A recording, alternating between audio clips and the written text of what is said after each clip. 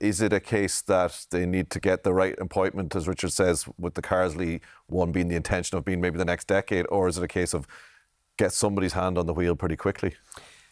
And this is hard, it's hard to know what's going on in the background. We presume there's something. But I strongly believe that they haven't lost out on Lee Carsley because of money. I think a lot of people have suggested that's the case in the media. I don't think that's the case at all. I think Lee is a very principled fella. I don't think he's certainly not a money chaser. But he, in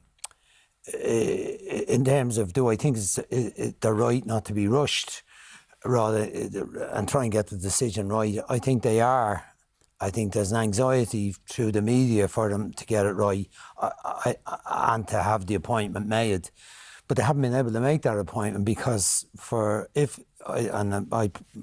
believe that Lee was probably the number one choice. So he's not available. I think 𝐁𝐫𝐢𝐚 was strongly in the run, and Chris is not available either.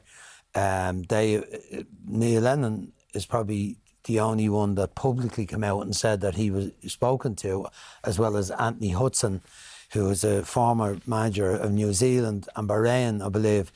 He has said he was spoken to, which shows that there's some imagination in the approach. There's a wide net that it isn't necessarily all the people that we have seen mentioned in the short term, and that's good. But as with regard to the matches coming up, I don't think it's absolutely vital that we have the new manager in place for the two friendly matches in March, but I think it's desirable. Someone's going to have to pick the squad for that who knows the players. So maybe John or somebody else, John O'Shea rather. But by the time June comes, they need to have the coach in place, the manager in place. Mark Hannam seems very confident. He said that over the next couple of weeks they think they'll have someone in place. I think we just got to leave it and trust them that they're doing the job in the way they want to do it, and that they're going to get somebody who aligns with what they want. I mean, there's been a lot of talk about,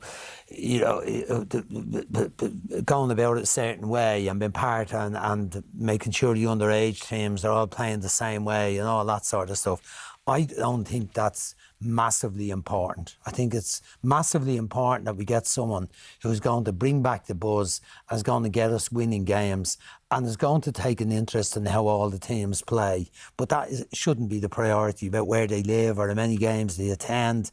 That just comes with the job. But they've got to get the team playing and winning and get people excited about the national team again.